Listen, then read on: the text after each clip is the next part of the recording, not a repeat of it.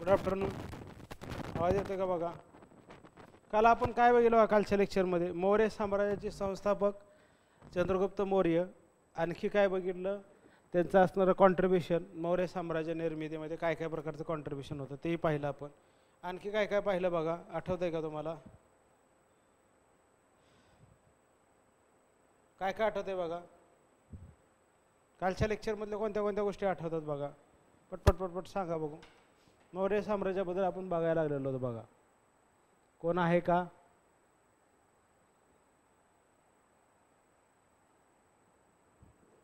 काय म्हणता येईल की आता आपल्याला बिंदुसार बघायचं आहे बघा. आपण काल काय बघितलं, काय काय पाहिलं बघा?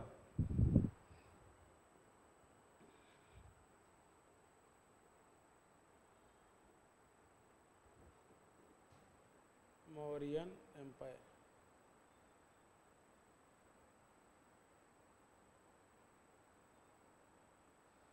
त्यात आपण बऱ्याच गोष्टी पाहिल्यात बघा. पटपट सांगा लवकर. आणि मौर्य कोण होते, काय होते, हाही प्रश्न आपण पाहिला होता. मौर्यन एम्पायरमधला असणारा मौर्य कोण होते किंवा त्यांचं काय कॉन्ट्रीब्युशन होतं त्या गोष्टी आपण बघितलं. मौर्यन डायनेस्टीमध्ये आपण sources for the study of Mauryan empire ह्या गोष्टी आपण बघायला लागलो होतो बघा. मग त्यातल्या बघितले तर बहुतांश बघितलेलं होतं. आपण पुढचा भाग त्यातला बघूयात बघा. मग आपल्याला बिंदुसारकडे जायचं आहे. याच्यानंतर असणारा चंद्रगुप्त मौर्याचा मुलगा जो आहे बिंदुसारकडे आपल्याला परत जाता येईल. स्टडी फॉर द सोर्सेस, त्यातले महावंश आहे, दीपवंश आहे, दिव्यवदान आहे. आणखी कोणते कोणते लिटरेचर आहेत बघा. विशाखा दत्तमध्ये काय सांगितलेलं आहे, विशाखा दत्ताचं जे मुद्रा राक्षस नावाचं नाटक आहे त्याच्यात काय सांगितलेलं आहे. आणखी कोणत्या कोणत्या पुस्तकात काय काय रेफरन्सेस आलेले आहेत बघा. परत आर्किओलॉजिकल तर आपल्याला माहितीच आहे, म्हणजे मेजर रॉक एडिक्ट्स आहे, मायनर रॉक एडिक्ट्स आहे आणि पिलर एडिक्ट्स आहे. यामध्ये आपण पाहिलेलं आहे. त्याशिवाय अजून कशामध्ये पाहिलेलं आहे? मौर्य सोर्सेस आपण जर म्हणलं तर समकालीन काळातल्या नंतरच्या काळातल्या असे दोन्ही बघितलेले आहे. म्हणजे मॅगस्थनीज पण पाहिला आपण आणि त्याचबरोबर कौटिल्य पण पाहिला. त्याचबरोबर आणखी काय बघा, काय काय पाहिलं आपण ते आपल्याला माहिती असलं पाहिजे. चल पुढचा भाग आहे बघा. चंद्रगुप्त मौर्यापर्यंत आपण आलो होतो. Now we will talk about the Bindusara, the son of the Chandragupta Maurya. Maurya साम्राज्याच्या संस्थापकाचा मुलगा असणारा बिंदुसार. ओके. अलेक्झांडर इंडिव्हिजन ते आपण बघितले बघा काय प्रकार आहे, त्याचा परिणाम काय झाला होता बघा. काय इंडो पर्शियन किंवा पर्शियन आणि ग्रीक यांचं आक्रमण, त्यांचा झालेला परिणाम तेही आपण डिटेलमध्ये बघितला होता. त्याच्यावर प्रश्न अजून आलेला आहे, पण जर आला तर किती डिफिकल्टी येऊ शकतो तेवढ्या लेवलपर्यंत आपण ते घेतलेलं होतं. चंद्रगुप्त मौर्यावरचा आपण जेवढं घेतलं त्याच्या बाहेर एकही प्रश्न जाणार नाही बघा. शुअर शॉट आपल्याला सांगता येऊ शकतं किंवा आपण तेवढ्या डिटेलमध्ये ते घेतलेलं होतं. म्हणजे परिशिष्ट पर्व हेमचंद्रच आहे त्याच्यामध्ये काय सांगितलेलं आहे, किंवा जातक कथामध्ये काय सांगितलेलं आहे, किंवा महावंश दीपवंशमध्ये काय सांगितलेलं आहे. म्हणजे प्रत्येक अँगलनं आपण त्यामध्ये बघितलं होतं. क्वेश्चन पेपरला जेवढे अँगल असतात किंवा सिलेबस ज्या ज्या अँगलनं क्वेश्चन पेपर बनवतात, जे आपण म्हणतो सिलेबस ही एक आपल्याला एक लाईन दिलेली आहे. त्याच्यावर आपल्याला जेवढ्या शक्य आहे तेवढ्या स्टाईलनं क्वेश्चन्स कसे बनवले आहेत त्याच्यावर आपण कंटेंट हा घेतलेला आहे बघा. म्हणजे आपल्याकडं राहायला असं ठेवायचं काय असं ठेवलं नाही बघा. सगळं काही लेक्चरमध्ये आपण डिस्कशनमध्ये घेतलेलं आहे बघा. म्हणजे काही जरी झालं त्यातलं महागं काय राहणार नाही ही पूर्ण आपण काळजी घेतलेली आहे बघा त्याच्यामध्ये. म्हणजे क्वेश्चन्स कसाही विचारला तरी आपल्या कंटेंटच्या बाहेर जाणार नाही बघा. काय आपल्या कंटेंटच्या बाहेर क्वेश्चन्स कुठलाच जाणार नाही बघा. एवढं सविस्तर आणि खोलात जाऊन घेतलेलं आहे बघा. सोर्सेस काय आपल्याला बघितले बघा. मॅगस्थनीज इंडिका काय, कोण आहे, कोणाचा असणारा काळातला आहे बघा. सेल्युकस निकेटरचा राजदूत आहे बरोबर. काय पाटलीपुत्रमध्ये होता तो, चंद्रगुप्त मौर्याच्या दरबारात होता सेल्युकस निकेटर. त्याचा जावाई कोण आहे बघा, चंद्रगुप्त मौर्य. त्याने मुलगी दिली आणि 500 हत्ती दिले. हे आपण सगळे आकडेवारी सहित पाहिलेलं आहे बघा.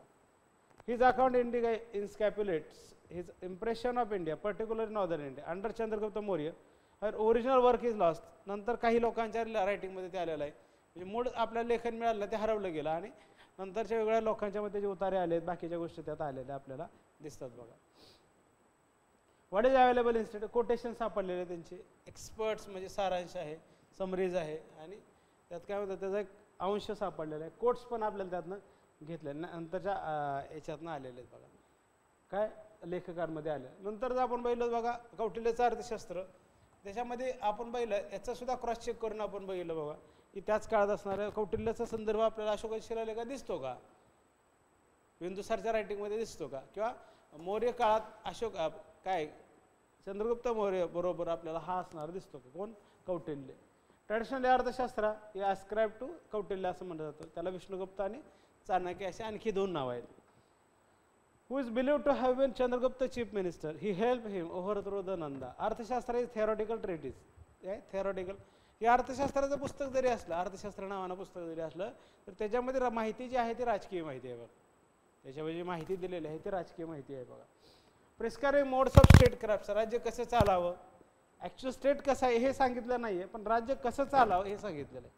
म्हणजे राज्य कसं असतं, राज्याबद्दलच्या कल्पना नाही सांगितल्या, फक्त एखादी सिस्टीम कशी वर्क करते, कशी वर्क करावी याबद्दलची माहिती आपल्याला या चाणक्याच्या याच्यामध्ये दिसते बघा. बघू अजून कोण आलेला आहे, कोणतरी आलेला आहे. Aarti, good afternoon. Aarti Sutar. Statistical study of Arthashastra reveals that some chapters could be dated for the first 2 centuries of the Common Era. Many scholars consider it to be the contemporaneous, समकालीन असणारे मौर्याच्या काळातलं. It reflects a complex administrative structure which was not achieved any time before the Maurya. त्याच्या अगोदर असं कोणतंही प्रशासन आपल्याला जेवढं मौर्यान इतकं प्रगत किंवा मौर्यान इतकं सुसंघटित किंवा वेल ऑर्गनाइज असलेलं दिसत नाही.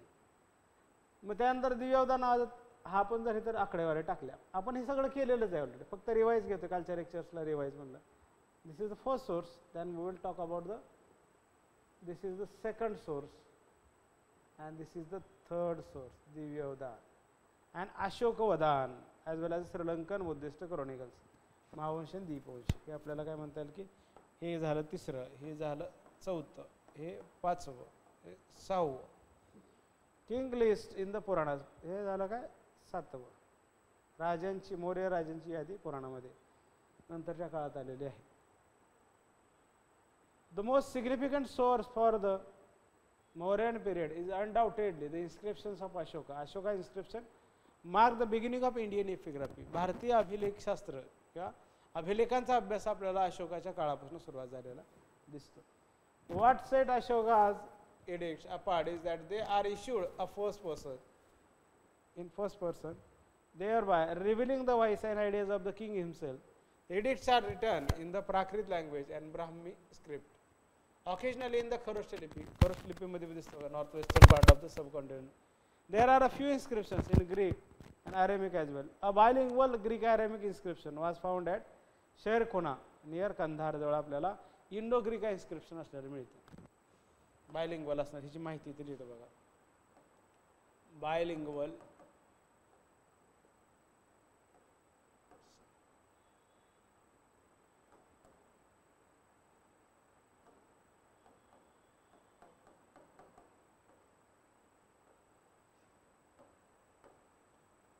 ठिकाण बी लिहून ठेव, त्याच्यावर प्रश्नही विचारला जाईल बा. एक्सपेक्टेडमध्ये आपण काढून ठेवू शकतो. Aramaic inscriptions was found at कुठं आहे बघा शर-ए-खाना,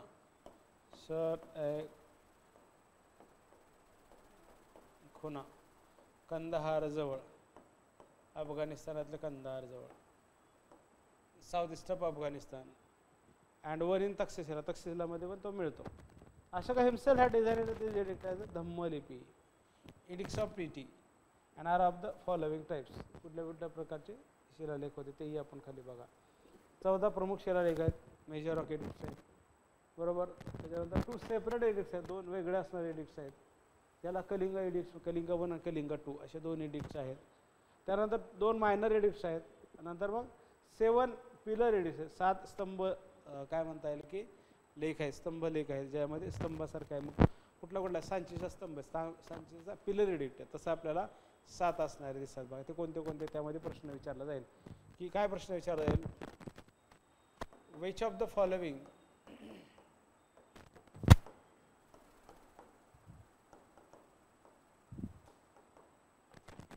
is called as क्या sorry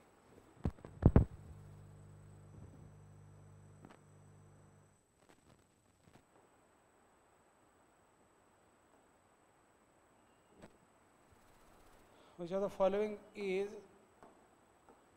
पिलर एडिक्ट खाली 1 2 3 4 असे ऑप्शन देतील, असे ऑप्शन त्या ठिकाणी दिले जातील. ओके, मग नंतर काय रॉक एडिक्ट्स फ्रॉम बैराटचं असणारं एडिक्ट्स आहे. 2 मायनर पिलर इन्स्क्रिप्शन्स आहेत. इन्स्क्रिप्शन एनग्रेव्ह ऑन द बारबारा आहे, बारबारा ज्या ठिकाणी गयामध्ये आहे बघा, कुठं बिहारमध्ये, त्या ठिकाणचं असणारे शिलालेख आहे. त्यातनं काय आपल्याला माहिती मिळते का ते बघणं गरजेचं आहे. Major edicts and pillar edicts are different places, दोन्ही एखाद्या आपल्याला सापडत नाहीत. प्रमुख शिलालेख आणि काय म्हणतात स्तंभलेख एका ठिकाणी आपल्याला असलेले दिसत नाही. With minor variation the minor rock edicts are considered among the earliest inscriptions followed by the major rock edicts and pillar edicts are still later. नंतर पिलर एडिक्ट्स आलेले दिसतात बघा. चित्र आहे बघा, hoard of Mauryan punch mark coin, punch mark coin आहे मोर्यांचं. चित्र बघून घ्या, व्यवस्थित बघून घ्या, माहिती करून घ्या.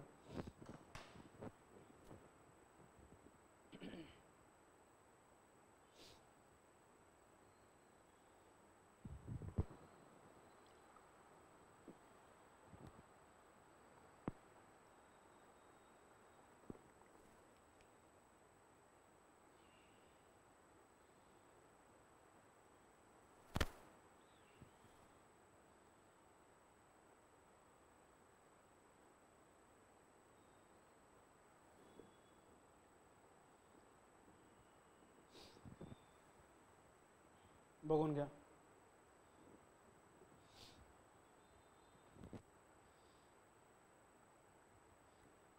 Other material sources for the study of Mauryan period, त्यामध्ये काय कॉइन्स आहेत आणि आर्किओलॉजिकल रिमेन्स आहेत. आणखी काय त्यामध्ये सोर्सेस आहेत बघा, coins and archaeological remains.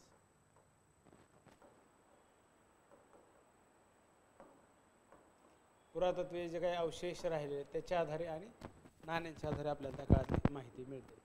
Coins of this period are without legends. Punch mark coins आपण बघितले, मोस्टली सिल्वर आहेत, बहुतांश चांदीचे नाणे आपल्याला असलेले दिसतात. Were issued during the Mauryan period, मध्ये ते आलेले असावेत. The punchmark coin of the Mauryan content uniform symbol. Most probably they were issued by the central authority known as karshapana coins. What is that called as a karshapana coin. Karshapana coins आपल्याला ते म्हणता येऊ शकतं. They do not specify the issues authority. They do carry certain symbols that have been associated with Mauryan king. These symbols include crescent on arches and tree in railing and peacock on arches. हे आपल्याला symbol कुठले आहेत बघा, arches भाला दिसतंय, काय म्हणतात की tree on railing and peacock on arches. हा प्रश्न एकदम कोरला आहे बा, हा विचारला जाऊ शकतो. नाण्यांवरती खालीलपैकी कोणत्या कोणत्या गोष्टीचा समावेश होत होता, ही लाईन लिहून ठेवा. सिम्बॉल्स काय, crescent on arches, crescent on arches, tree in railing, third peacock on arches. त्याच्यावरती काय काय चित्र असणार बघा त्या नाण्यावरती, ते लिहून घ्या, पटपट पटपट लिहून घ्या बघा. राईट दिस लाईन, राईट डाऊन दिस लाईन.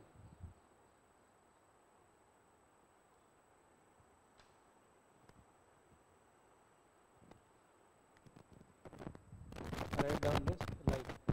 काय काय बघा लिहून घ्या जरा. आर्किओलॉजिकल रिमेन्स काय बुलंदी बागमधनं आहे, कुमराहारमधनं आपल्याला दिसतात बघा. काय आर्किओलॉजिकल रिमेन्स, बुलंदी बाग and the कुमराहार.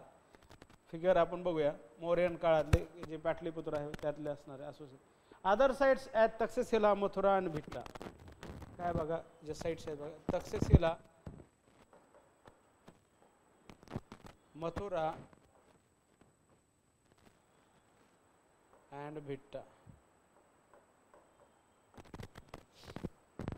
What is a common feature of the finds is the great diversity of artifacts, heightened urban elements. Thus, a comprehensive and meaningful understanding of the Mauryan state rests on a combined analysis of the various sources. आणि sources त्यामध्ये बघायला लागतात. हे बघा अशोकाचे शिलालेख, त्याचा map आहे बघा, काय काय कुठला आहे बघा. वरच्या साईडला लंपकचं आहे बघा. पहिल्यांदा आपण काय बघूया, त्याचं काय मार्किंग दिलेलं आहे.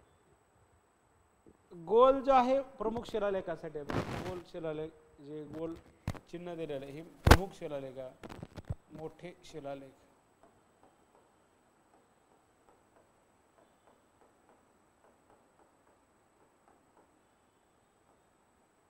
दुसरा आहे मायनर रॉक एडिक्ट्स, लघु शिलालेख.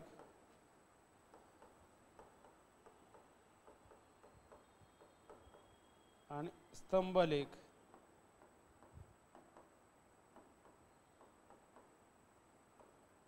स्तंभलेख हे आपल्याला त्यात असलेलं दिसतं. मोठे शिलालेख कुठे दिसतात बघा, धवलीला आहे, जोगडा आहे, म्हणजे it's on border line. Dhauli, Jaugada and here the Yerragudi. Yerragudi हा साऊथला, सगळ्यात साऊथला असणारा येरागुड्डी हा एकमेव आहे. मग ट्रायंगल जर दिलेला आहे तो मायनर रॉक एडिक्ट्स आहे बघा. तर जतींद्र रामेश्वर आहे बरोबर, Brahmagiri minor rock edicts, Siddapur minor rock edicts, Palkigundu minor rock edicts, Gavi minor rock. Maski हा जेम्स प्रिन्सेपनं वाचलेला आहे. Maski was discovered by the James Prinsep. मस्कीचा शिलालेख जो आहे तो पहिल्यांदा जेम्स प्रिन्सेपनं वाचलेला आहे बघा. त्याच्यानंतर त्यांना माहिती झालेली आहे जेम्स प्रिन्सेपनं वाचलं असा कोणतरी राजा होऊन गेला होता, अशी सभ्यता किंवा काही गोष्टी या ठिकाणी होऊन गेल्या होत्या. त्याच्यानंतर आहे बघा सोपारा, मोठा शिलालेख कुठे आहे बघा, महाराष्ट्रामध्ये असतो सोपारा. सोपाऱ्याची स्टोरी पण आहे बघा. सोपारा मोठा शिलालेख आहे बघा, मोठा शिलालेख. परत गिरनारला आहे, गिरनारला आहे. परत काय म्हणता येईल, रूपनाथला मायनर आहे, रूपनाथ. सहसाराम मायनर, बारबारा हिल्स गया बिहार मायनर. परत काय सोहगौरा मायनर. रुम्बिन दे इन्स्क्रिप्शन हा पिलर आहे. परत काय बघा, गुजरा हा मायनर आहे, बैराट हा मायनर आहे, भाबरू हा मायनर आहे. मग मिरज हा परत स्तंभलेख आहे, सारनाथ परत स्तंभलेख आहे, अलाहाबादचा पण काय म्हणता येईल की स्तंभलेख आहे, सांचीचा स्तंभलेख आहे.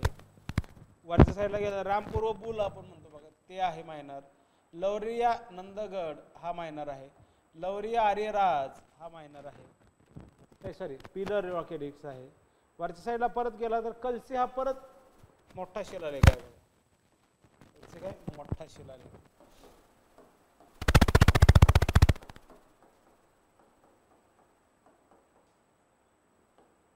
मनसेर हा पण आहे आणि शहाबाजगडी आहे. तक्षशिला सुद्धा आहे त्यामध्ये. हा लंपकचा मायनर आहे आणि हे तोफरा आणि मिरत हे आपल्याला पिलर रॉक एडिक्ट्स आहे. These are both as a pillar rock addicts.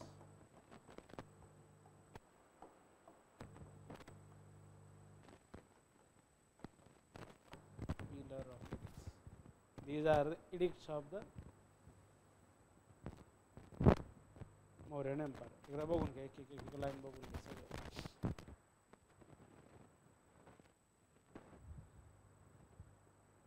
Lampak, शहाबाजगडी, Mansehra, Takshashila, तोपरा, कलसी, मिरत, बैरार, बाबरू, कुरजरा, परत काय रुम्मिंदेई, सोहगौरा, सारनाथ, रामपूर्व, लवरिया नंदगड, लवरिया अरराज. खाली गेला तर बारबारा, सारनाथ, बारबाराच्या बाजूला आहे बघा, बारबाराच्या वेस्टला सहसारामच्या थोडंसं वेस्टला अलाहाबादच्या साऊथला रूपनाथच्या वेस्टला सांचीच्या अति पश्चिमेला गिरनारच्या पूर्वेला आणि दक्षिणेला, दक्षिण पूर्वेला आपल्याला सोपाराच्या पूर्वेला धवली, त्याच्या खाली जोगडाच्या खाली गेलात तर दक्षिणेकडे साईडला बघितलात आणि दक्षिण पश्चिमला बघितलं तर मस्कीच्या पश्चिमला गविमाच्या खाली पालखी कुंड, त्याच्या खाली ब्रह्मगिरीच्या पूर्वेला सिद्धपूर आणि जतेंद्र खाली वर असं. त्याच्यानंतर आणखी पूर्वेला येरागुड्डी आणि त्याच्यावर आहे नॉर्थकडल्या साईडला थोडासा राजूला मंदगिरी आणि त्याच्यावर मस्की हा पहिल्यांदा वाचला गेलेला शिलालेख आहे बघा. हे आपल्याला अशोकाचे शिलालेख आपण या ठिकाणी पाहिले बघा. अशोकाचे शिलालेख हे तुम्हाला मॅप बघितल्यावरच समजू शकतं बघा. मॅप बघितल्याशिवाय तुम्हाला कळणार नाही बघा. मॅप बघणं हे जास्त का महत्त्वाचं आहे. History is about geography, so you should know about the geography and geographical common sense you have to know. तुम्हाला भौगोलिक ज्ञान किंवा भौगोलिक समज असली पाहिजे तर तुम्हाला इतिहास कळतो बघा. इतिहास समजण्यासाठी तुम्हाला भूगोलाचंही ज्ञान तेवढंच असणं गरजेचं आहे. तुम्ही जर म्हणाले की मला भूगोलाचं काही माहीत नाही, तर तुम्ही मॅप रिडिंग ही महत्त्वाचा भाग आहे बघा. मॅप रिडिंग हा जास्त महत्त्वाचा भाग आहे. कशामध्ये आहे बघा, इतिहास समजून घेण्यासाठी, कोणत्या काळात झालेला आहे, कुठं झालेला आहे, काय झालेलं आहे, या सगळ्या गोष्टी आपल्याला त्या ठिकाणी बघायला लागतात. Mauryan remains of wooden palisades at Bulandibagh, पाटलीपुत्रमधला हे असणार आहे, बुलंदीबागमधलं असणार. चित्र बघून घ्या. काय चित्र दाखवतं हे तुम्हाला परीक्षेमध्ये डायरेक्ट आठवले पाहिजेत. अशा अशा प्रकारची चर्चा आपल्या वर्गात झालेली होती आणि त्यातनं हा एखादा प्रश्न आठवलेला असला पाहिजे. म्हणजे क्वेश्चन पेपर डिस्कशन घेणं, सिलेबस घेणं किंवा एखादे काय म्हणतात ना चित्र दाखवणं, याच्या पाठीमागचा उद्देश काय असतो बघा, तुमचं लक्षात राहण्याचा रेशो हा वाढला पाहिजे आणि त्यातनं वर्गात तुम्ही पेपर सोडवायला लागल्यानंतर तुम्हाला ते आठवत गेलं पाहिजे एक एक गोष्टी. Bulandibagh site of Pataliputra. Second, Mauryan ruins a pillared hall at Kumhrar of Pataliputra. Kumhrar पाटलीपुत्रचा असणारा हा आपल्याला मौर्यांचा नष्ट झालेला पिलर हॉल आहे. पिलरचा हॉल असणार आहे बघा. काय चित्र दिसतं बघा.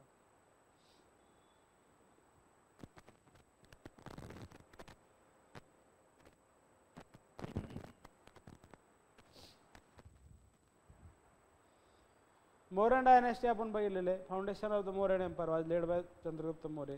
According to Purana, Mauryan ruler lasted for 137 years. Maurya काय 185 किंवा 87 मध्ये ते गेले असावे. कोणी पुष्यमित्र शुंग यानं बृहद्रथची हत्या केली आणि आपल्याला माहित आहे की राज्य मिळवलेलं दिसतं. बृहद्रथची हत्या केली आणि राज्य आपल्याला मौर्यांचं ताब्यात घेतलेलं दिसतं बघा. कोणी पुष्यमित्र शुंग याने, माहिती आहे का तुम्हाला, पुष्यमित्र शुंग याने ते मिळवलेलं दिसतं बघा. या आपल्याला काय काय गोष्टी माहिती आहेत ह्या गोष्टी बघायला पाहिजेत बघा. त्याचा शिलालेख सुद्धा महत्त्वाचा आपण बघितला. त्यानंतर आपल्याला बघायचं बिंदुसार बघायचं आहे बघा. चंद्रगुप्ताचा मृत्यू बघितल्यानंतर काय चंद्रगुप्त आपण डिटेल पाहिला आहे. त्यानंतर मग आपण बिंदुसार बघूया. बिंदुसार नंतर मग अशोका, द ग्रेट अशोका, सम्राट अशोका. यातलं काय दिलेलं आहे का बघू. यातलं आपल्या परीक्षा ओरिएंटेड काय दिसतंय बघा. Detail about Chandragupta ancestry and caste status differ from text to text. वेगळ्या पुस्तकानुसार त्याचा अर्थ बदलताना दिसतो किंवा त्याच्याबद्दलची माहिती दिली जी आहे त्याच्यामध्ये बदल किंवा लोकांचे मत वेगवेगळे असलेले दिसतात बघा. Mudrarakshasa describe as a big of low social origin. Mudrarakshasa काय सांगतात ते एकदम कनिष्ठ वर्णाचे किंवा कनिष्ठ मूळ असावं त्याचं. धोंडी राजा कॉमेंटरी ऑफ विष्णू पुराण हा वेगळा आपल्याला कालच्या ह्याच्यात मिळाला नाही. हे आपल्यासाठी महत्त्वाचं आहे. Dhondiraj Dhondiraj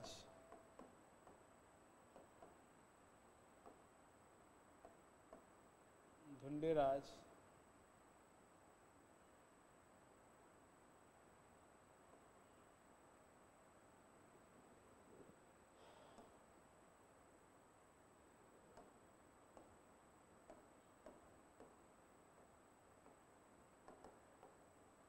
Dhundiraj,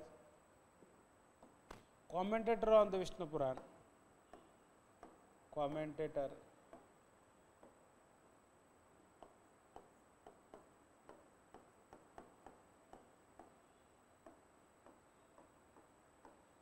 Vishnu Puran states that Chandragupta was a Nanda scion, son of the Nanda king Sarvasthi Siddhi with Mura, the daughter of hunter. शिकाऱ्या करणाऱ्या जी मुलगी आहे त्यांच्यापासनं सर्वसिद्धी हा सर्वार्थ सिद्धी नावाचा कोणाचा नंदाचा राजा होता. याच्यापासनं मुराला झालेला जे काही मूळ आहे ते आपल्याला चंद्रगुप्त मौर्य असा, त्यातनं मौर्य नाव आलेलं आहे. सन ऑफ मोरा म्हणून मौर्य आहे का. आपण पाहिलं पिपलीवानमध्ये मोर पाळणारे म्हणून मौर्य आलेला आहे का, तसं आपल्याला बघायचं आहे. 12th century परिशिष्ट पर्वामध्ये पण आपल्याला त्यामध्ये माहिती मिळते बघा. Jain author Hemachandra. Chandragupta as a grandson of chief of peacock tamer मयूर पोषक म्हणजे मोर पाळणारे असावेत का. सिमिलर ग्रीक अमोडा Justin and Plutarch categorically states that Sandrocottus did not enjoy any royal descents. Sandrocotus means Chandragupta Maurya did not enjoy any royal descents. On the other hand, Buddhist texts such as Digha Nikaya, Mahavamsa and Divyavadan, Mauryan ancestry to the Kshatriya, Pali for the Kshatriya. clan called as Maurya, who ruled at Piplivahan. The stress on his noble birth was to legitimize his accession of the throne. Bhadrabahu cave.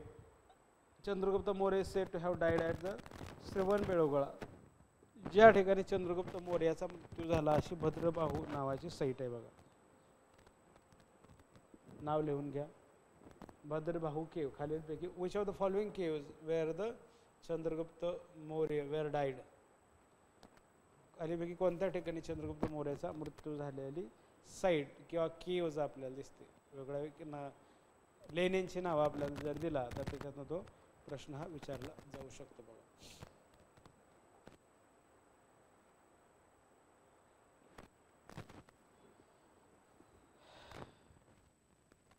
What we know, what we do from the Greek account is that soon after Alexander's dispersal from India, Sandrocotus established new dynasty and conquered a vast area. Greek sources also mention a treaty signed between Seleucus Nicator and Chandragupta Maurya. या दोघांमधलाही तह झालेला आपल्याला माहिती आहे. According to the term of this treaty, Seleucus ceded to the Chandragupta the territory of Arachosia, the Kandahar area of southeast Afghanistan. Gedrosia means south Balochistan. Paropomsidai means area between Afghanistan and the Indian subcontinent. Chandragupta is said to have reciprocated by the gifting 500 elephants to the Seleucus, who is the father-in-law of the Chandragupta Maurya. Alongside the treaty, the general rights of intermarriage between Greek and Indians was also acknowledged. दोघांमध्ये विवाह पण झालेला दिसतो. Chandragupta मौर्याला Seleucus निकटची मुलगी दिलेली दिसते. Chandragupta not only established control over the northwest but also the Ganga plain and western India and Deccan, Kerala, Tamil Nadu, part of northeast India were out of his ambit. Greco-Roman sources also speak highly of the trans-Indian military exploits of Sandracotus. Plutarch mentioned the Sandracotus overrun and subdued the whole of India with an army of 6 lakh men. 6 lakh मनुष्य किंवा पुरुष. It remains unclear what writer exactly mean by India. Chandragupta region is supposed to have 24 years. Now we will talk about the Chandragupta who was succeeded by his son Bindusar. 298 ते 373.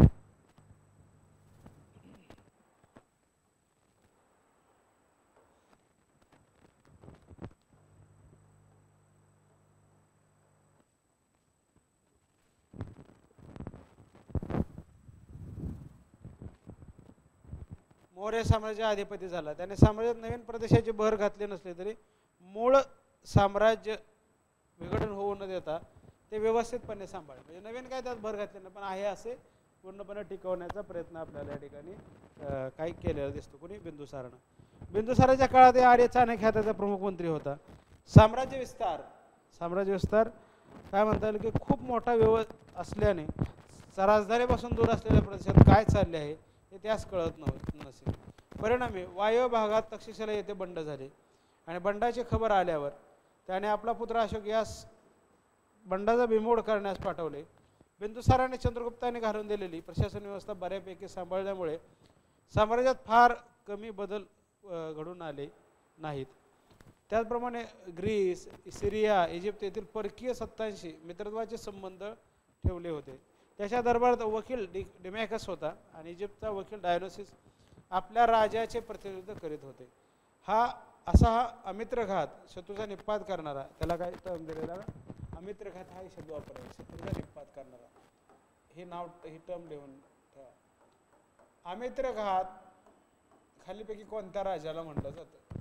अमित्रघात हा खालीपैकी कोणत्या राजा? बिंदुसार, अशोका, अजातशत्रू आणि चंद्रगुप्त मौर्य असे 4 option दिले तर काय येईल? अमित्रघात आपल्याला चंद्रगुप्त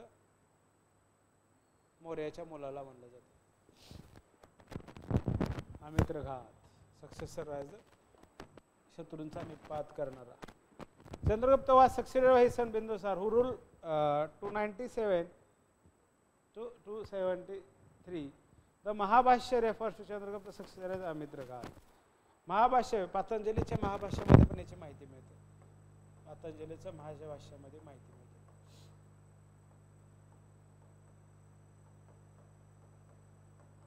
पतंजलीच्या महाभाष्यात त्याची माहिती मिळते. Which literally a slayer of enemies. On the other hand, Greek accounts such as those of the Athenians and Strabos knew him as a Amithrocotus or Alithrocotus. These names were probably royal epithets which further indicate his military power prowess. Bindusar credits. He succeeded in keeping the vast empire he had inherited. The Divyavdan speaks of a revolt in Taxila during the Bindusar region.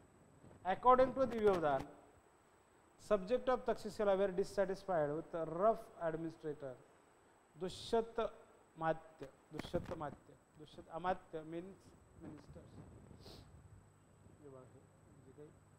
दोन आपल्याला silver coin दिसतात बघा, बिंदुसारच्या काळातली चांदीची नाणी बघून घ्या.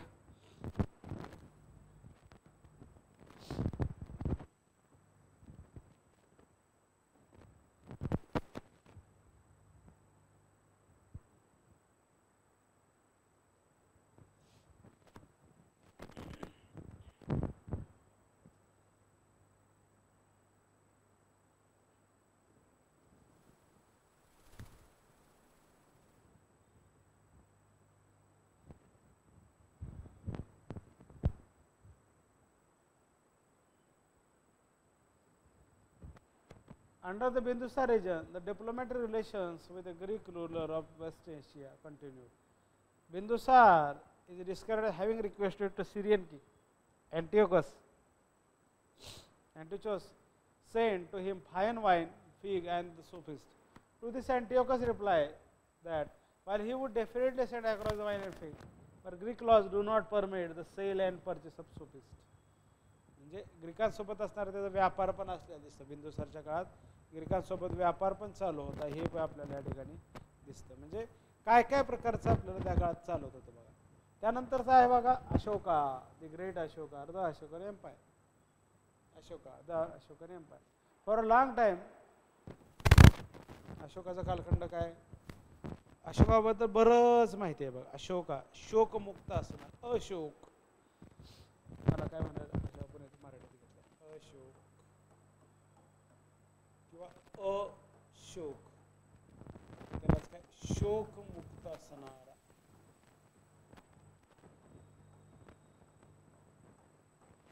अशोका शोकमुक्त असणारा.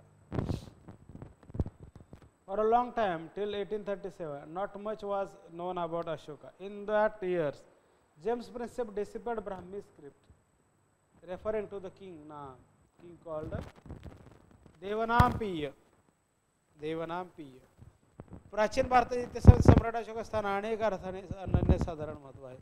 इतकेच नव्हे तर अखिल मानव जातीच्या इतिहासामध्ये त्याने आपल्या कारकिर्दीमध्ये केलेल्या लोककल्याणाच्या कार्यामुळे, लोककल्याणाचं कार्य आपल्याला केलं दिसतं. अमर स्थान मिळाले किंवा पाणवठी आहेत, रेस्टिंग हाऊसेस आहेत, ते आपल्याला अशोकाच्या काळात आलेले दिसतात. मौर्य साम्राज्य आधिपत्य स्वीकारण्यापूर्वी अशोक उज्जैन व तक्षशिला या प्रांताचा प्रमुख किंवा गव्हर्नर होता. बिंबिसारच्या मृत्यूनंतर 273 मध्ये तो सिंहासनाधीश झाला. आता अशोकावर एक आपल्याला डॉक्युमेंटरीज पण आहेत. जर यूट्यूबला गेलात तर मी तुम्हाला ते दाखवतो.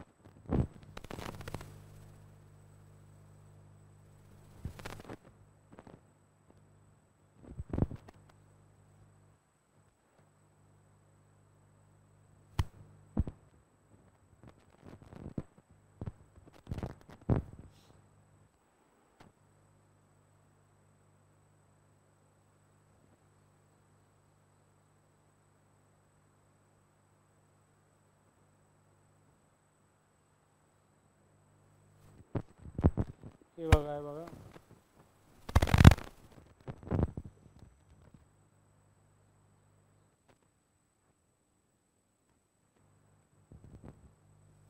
सम्राट अशोकाचा, ग्रेट सम्राट अशोका हिस्ट्री, त्यामुळे सूरज साहित्य, पूर्ववैदिक काल म्हणलेलं आहे.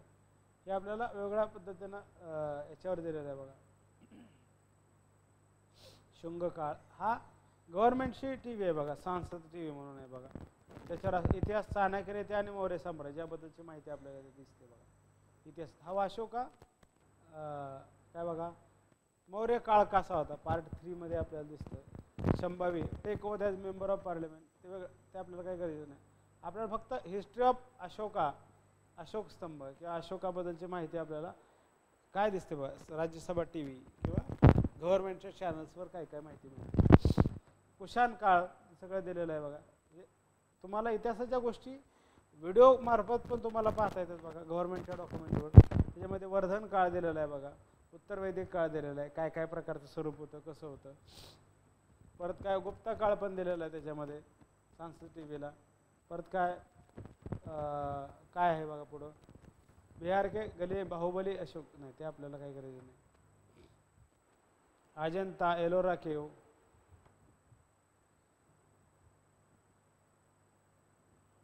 हिस्ट्री ऑफ नॅशनल फ्लॅग कसा आलेला आहे, तिरंगा आपला जे आहे, चंद्रगुप्त मौर्य आणि त्याबद्दलची असणारी माहिती दिसते. म्हणजे काय बघा आपल्याला बघणं गरजेचं आहे बघा. म्हणजे अशाही काही गोष्टी तुम्हाला त्यातनं बेनिफिट होऊ शकतं बघा, की जे तुम्हाला भविष्यात मार्क्स मिळवून देऊ शकतं आणि चांगल्या पद्धतीनं मार्क्स तुम्हाला मिळतील त्यात. म्हणजे व्हिडिओ तुम्ही लेक्चर्स तर बघतात, त्याच्याशिवाय बी आव्हान तर वाचलं गेलं तर तुम्हाला त्याचाही फायदा होऊ शकतो. म्हणजे त्याचाही कशा पद्धतीने फायदा होऊ शकतो, तर तुमच्या लक्षात राहण्याचा रेशो हा वाढला पाहिजे बघा. तुमच्या स्ट्रॉंग रिटेन्शन पॉवर झाली पाहिजे, आठवायचे रेशो हा वाढला पाहिजे. कारण आठवलं तरच तुम्ही परीक्षेला लिहिणार आहे, लक्षात घ्या. तुम्ही आठवलं नाही तर तुम्हाला परीक्षेला लिहिता येणार नाही, आणि परीक्षेला लिहिता आलं नाही तर मार्क्स मिळणार नाही, तेवढं लक्षात 100% घ्या. म्हणजे एकच नियम आहे, तुम्हाला लिहिता आलं पाहिजे. लिहिता येण्यासाठी तुम्हाला वाचता आलं पाहिजे, वाचून समजून घेऊन पाठ झालं पाहिजे आणि ते वारंवार रिवाईज झालं पाहिजे, वारंवार रिवाईज झालं पाहिजे. Devanam Piyadasi, beloved of the god, for the study of Mahavamsa made it clear that this epithet refer to the Ashoka Maurya. Ashoka successfully his father Bindusara upon his death. 273 ला आपल्याला आलेलं दिसतं. 273 पासून ते अशोकाचा कालखंड काय, 273 to 232 BCE.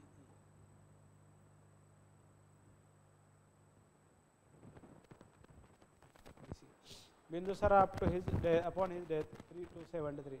The Ashok Vadan says that when he was born, his mother Shubharangi exclaimed, "I am now without sorrow," and that is how he came to be named as Ashok. I am without sorrow. मी आता दुःखमुक्त आहे, दुःख मला काही नाही आहे. त्यातनं मग अशोका नाव. The one who is without sorrow, दुःख नाही असे व्यक्ती म्हणजे सॉरो, तर अशोक आहे का. During his father reign he was appointed as viceroy of Taxila and also Ujjain. उज्जैनचा काय म्हणतात तक्षशिलेचा तो गव्हर्नर होता, viceroy. It is believed that he was not the crown prince युवराज, he was a suggested struggle with his father. तो काय म्हणलं जातं की तो त्याच्या राजगादीचा नैसर्गिक वारसदार नव्हता. म्हणजे वारसदार त्या काळात कशा पद्धतीनं असत, किंवा जो श्रेष्ठ मुलगा आहे किंवा वरिष्ठ मुलगा आहे घरातला, त्यालाच राज्यकारभार चालवण्याची किंवा त्याला आपसुकच ती परवानगी मिळत असेल. पण ह्या काळात अशोकानं स्वतः लढाया करून, भावांसोबत लढाया करून त्यानं सत्ता काबीज केलेली आहे. त्यांचे जे भाऊ होते, चंडाशोक पण म्हणलं जातं अशोकाला. 99 भावांना मारून सत्तेवर आलेला असा तो अशोक, म्हणजेच चंडाशोक. हे आपल्याला याच्यामध्ये दिसतं. म्हणजे काय काय आपल्याला बघायला लागेल किंवा कसं बघायला लागेल ही आपल्याला बघून किंवा समजून घेऊन मग त्यात आलेले प्रश्न हे आपल्यासाठी महत्त्वाचा भाग घेऊन येतात बघा.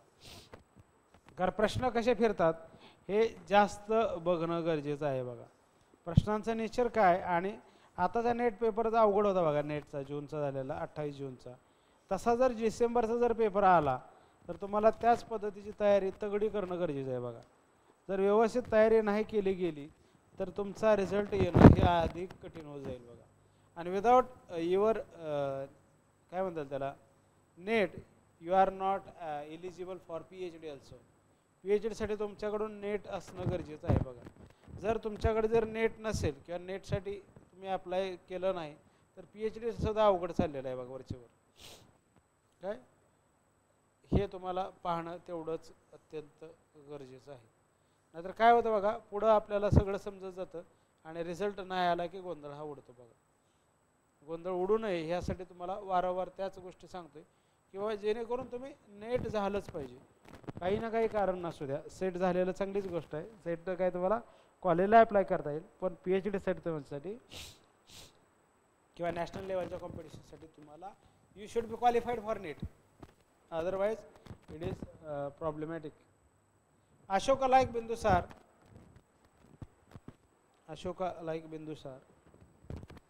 before him inherited large part of subcontinental empire. The only significant area not under his suzerainty was the Kalinga. म्हणजे कलिंगा फक्त त्याच्या ताब्यात नव्हतं, बाकी सगळं त्यासाठीच वॉर ऑफ कलिंगा झालं काम. Kalinga was finally brought under the Mauryan control as a result of fierce campaign led by the Ashoka. Strategically, Kalinga was important. Kalinga का महत्वाचं होतं आपल्याला पहिलाच प्रश्न. Why was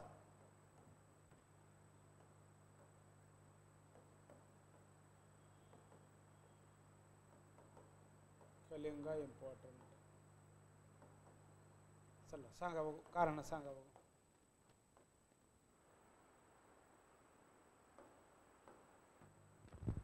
चार कारण, दोन कारण, एक कारण, तुम्हाला जे आठवतं ते सांगा. कलिंगा का महत्वाचं होतं? कलिंगाचं युद्ध केलं ना अशोकानं, हिंसा सोडली असं म्हणलं जातं.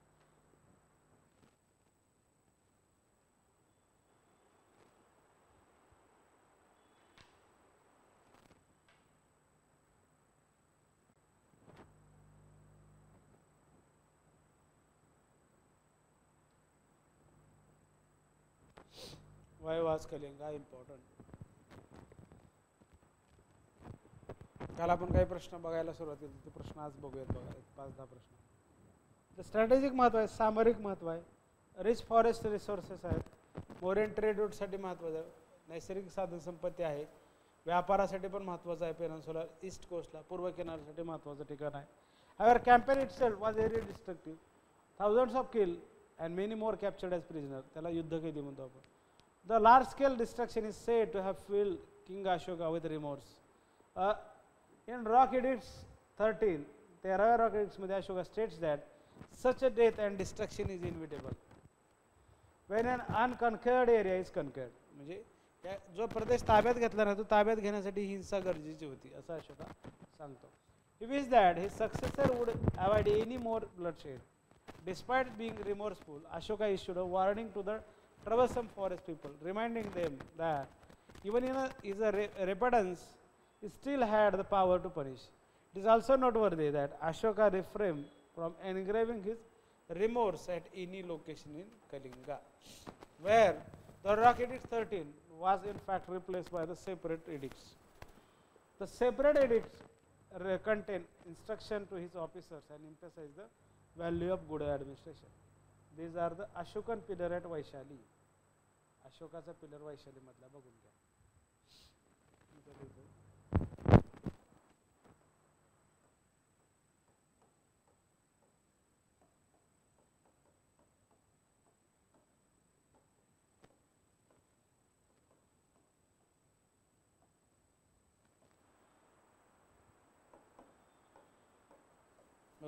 Pillar.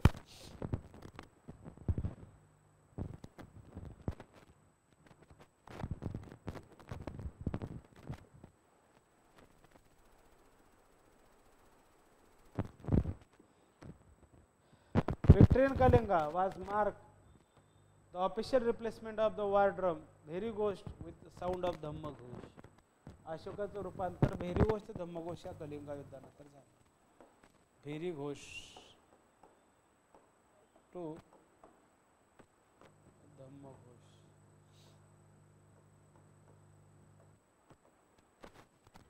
Very Ghosh with the sound of Dhamma Ghosh.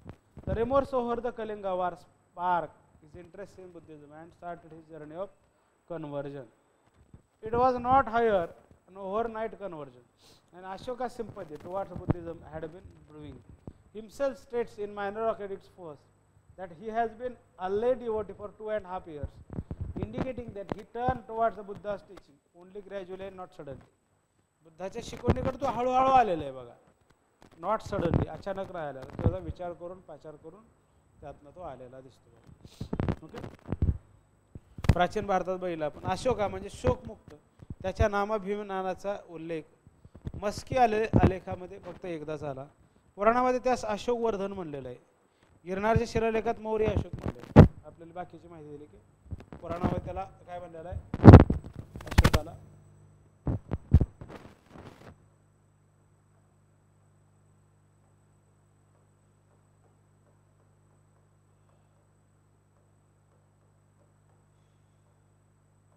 Ashokvardhan, पुराणात अशोकवर्धन म्हणलेलं आहे. त्याच्यानंतर काय बघा, गिरणारच्या शिलालेखात मौर्य अशोक.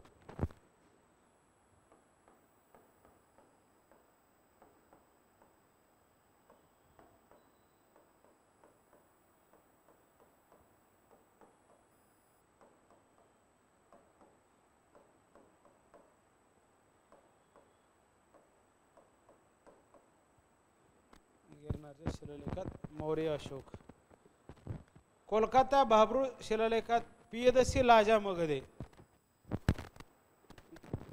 कोलकाता भाबरू शिलालेखात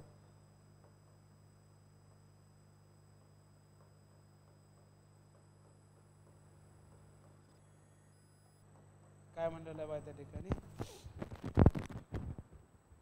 पियदसी लाजा मगधे.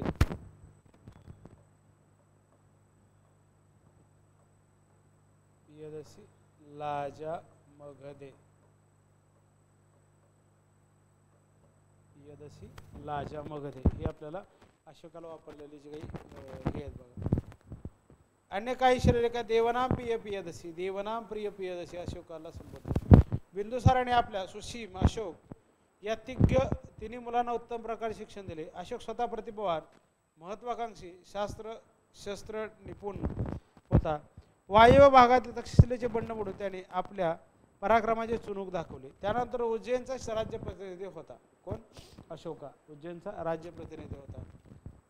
बिंदुसारच्या मृत्यूनंतर ज्येष्ठ पुत्र सुसीम यास राजपद मिळवायचा होता. सुसीम आणि काय म्हणतात की तिष्य हे आपल्याला अशोकाचे भाऊ दिसतात. अशोकाचे भाऊ काय?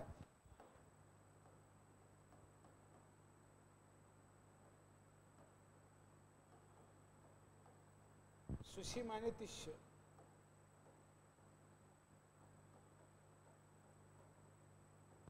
सुसीम आणि तिष्य असणारे दिसतात. महत्वाकांक्षी तो उज्जैनचा राजप्रतिनिधी होता. बिंदुसारच्या मृत्यूनंतर ज्येष्ठ पुत्र सुसीम यास राजपद मिळावयास हवे होते, परंतु राजपदावरून वारसा संघर्ष सुरू झाला. त्या सुसीम एका बाजूला तर दुसऱ्या बाजूला अशोक व तिष्य असे दोन घटक पडले. या दोन गटात वारसायुद्ध होऊन त्यात अशोकाचा विजय झाला. सर्व साम्राज्य सुस्थिर करण्यासाठी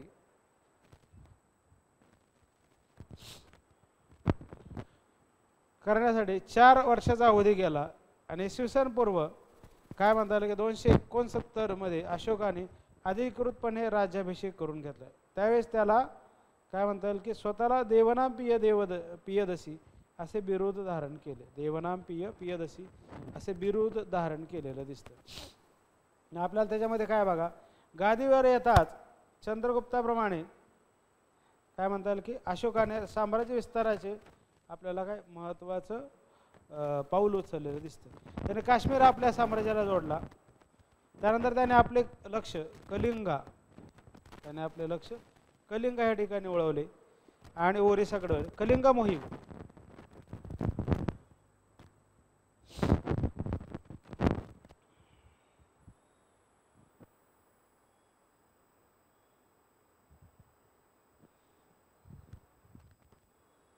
काय बघा, आंध्र सामील केलं गेलं, पूर्व बंगाल पण सामील केला गेला आणि त्याचबरोबर आपल्याला काय म्हणता येईल की दक्षिणेकडे चोल व पांड्या राज्यांचे अशोकाचे सख्य होते. म्हणून आपल्याला पुढं काय दिसतं त्याच्यामध्ये, पांड्य अशोकाचे सख्य होते म्हणून कलिंग आपल्या वर्चस्वाखाली आणणे हे अशोकाला अतिशय महत्त्वाचे होते. त्यामध्ये आपल्याला फॉरेस्ट रिसोर्सेस आहेत, ट्रेड रूटचा आपल्याला मार्ग आपल्याला कलिंगाचा वहिला. आपण कलिंग त्या काळातील एक सामर्थ्यशाली व प्रभावी राज्य होते. सहजासहजी कलिंग जिंकणे शक्य नव्हते. त्यासाठी अशोकाने मोठी तयारी करून कलिंगावर स्वारी केली. कलिंगाने अशोकाची कडवी झुंज दिली. कलिंगने अशोकाला काय सहजासहजी जिंकायची संधी दिलेली नाही बा. त्यासाठी कठोर संघर्ष अशोकाला सुद्धा करायला भाग पाडलेला दिसतं. तरी कलिंगाला पराभूत करावा लागला. या युद्धात दोन्ही बाजूने जीवित व मृत्यूहानी प्रचंड प्रमाणावर झाली. अशोकाच्या 13व्या शिलालेखात कलिंग युद्धाची भयानकता वर्णन केलेले आहे. 1.5 लाख माणसे बेपत्ता झाली, 1 लाख सैनिक मारले गेले, त्याहून जास्त सैनिक जखमी झाले. याशिवाय युद्धाच्या दुष्परिणामातून निर्माण होणाऱ्या रोगराई व दुष्काळ यामुळे कितीतरी लोक मृत्युमुखी पडले. एवढ्या प्रचंड हानीतून अशोकाला जी प्राप्ती झाली ती फक्त आपल्या साम्राज्यात कलिंग राज्याच्या समावेशाची. या कलिंग विजयामुळे मौर्य साम्राज्य हिंदुकुश ते बंगालचा उपसागर व हिमालय ते म्हैसूरपर्यंत विस्तारले. अगदी दक्षिणेकडे चोल, पांड्य, केरळपुत्र, सत्यपुत्र, ताम्रपर्णी येथील राजांना मैत्री संबंधाने मौर्य साम्राज्य प्रभावाखाली आणले. म्हणजे दक्षिणेपर्यंत विस्तार केलेला दिसतो, पूर्वेकडे विस्तार झालेला दिसतो. एवढ्या मोठ्या प्रमाणात अशोकाचं साम्राज्य वाढलेलं दिसतं. ओके. कलिंगाच्या महाभयानक युद्धाने अशोकाच्या हृदयात परिवर्तन घडून आणले. तो अंतर्बाह्य बदलून गेला आणि त्याचं रूपांतर भेरीघोष ते धम्मघोष आपल्याला झालेलं दिसतं. भेरीघोष पासून धम्मघोष. युद्ध करावायचे नाही असा निश्चय त्याने केला. त्याप्रमाणे आपल्या पुत्रांना आणि नातवांना युद्ध न करण्याबाबत आदेश दिला. त्याने आपले उर्वरित आयुष्य लोककल्याणासाठी व्यतीत करायचे ठरवून आपल्या राजकीय धोरणात बदल घडवून आणला. युद्धातील घृणास्पद हिंसेने अशोक वेठला व त्यानंतर त्याने आपले जीवन अहिंसात्मक दयाबुद्धीने घालवले.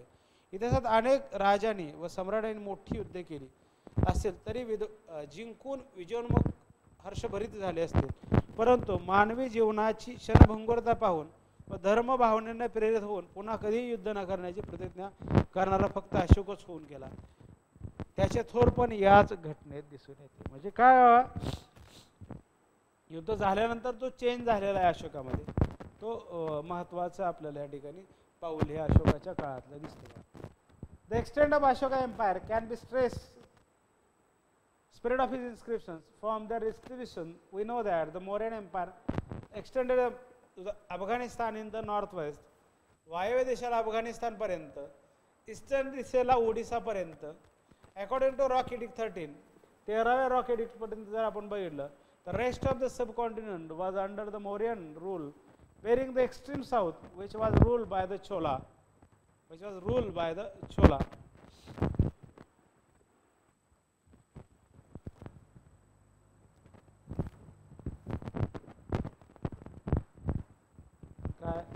चोलापर्यंत आपल्याला दिसतं. Rule by the subcontinent was under the Mauryan barring the extreme south. चोलापर्यंत गेलेले आहेत, पांड्यापर्यंत पोहोचलेले. According to rock edict 13, second rock एडिक्टनुसार केरळपुत्र आणि सत्यपुत्र याच्यामध्ये आपल्याला उल्लेख दिसतो. रॉक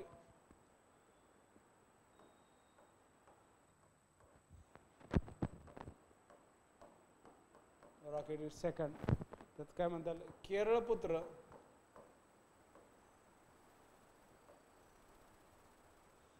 दुसरं सत्यपुत्र.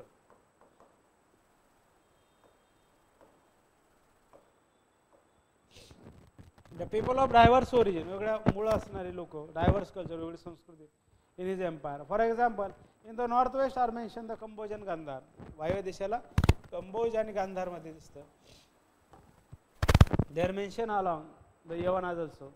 Other people Bhoja and Pitinikas, Andhra, Pulindas, who can be located in parts of western and the Deccan. Deccan मध्ये असणारे भोज आहे, पितिनिकाज आहे, and the Andhra and the पुलिंदास who can be located in part of western India and the Deccan.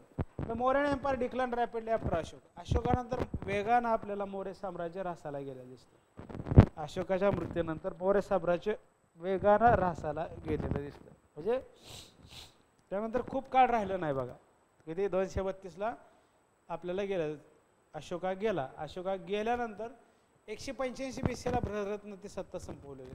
बृहद्रथच्या काळात पुष्यमित्र शृंगानं बृहद्रथला मारून, म्हणजे मौर्य साम्राज्य असणारा कोण आहे बघा, जो सेनापती आहे त्यानं बृहद्रथची हत्या करून साम्राज्य ताब्यात घेतलेलं दिसतं. कुठलं, मौर्य साम्राज्य ताब्यात घेतलेलं दिसतं. Mauryan Empire declined rapidly after Ashoka. Puranas mentions the name of later Mauryan ruler, make it clear that the duration of their region was relatively very short. त्यानंतर आलेल्या मौर्य राज्यकारणाचा कालखंड ही थोडा असलेला. The empire soon became weak and fragmented and is said to have suffered an invasion by the Bactrian Greek. The Mauryan dynasty came to an end with the last killed Brihadrath king, killed by his own military commander Pushyamitra, who then established the Shunga dynasty in 187 BC or 185 BC. Both dates was given by the historians. दोन्ही तारखा आपल्याला हिस्टोरियनने दिलेल्या दिसतात. The making of Mauryan Empire. The traditional viewpoint saw that Mauryan Empire was a centralized bureaucratic empire. केंद्रित प्रशासकीय साम्राज्य, केंद्रित नोकरशाही साम्राज्य.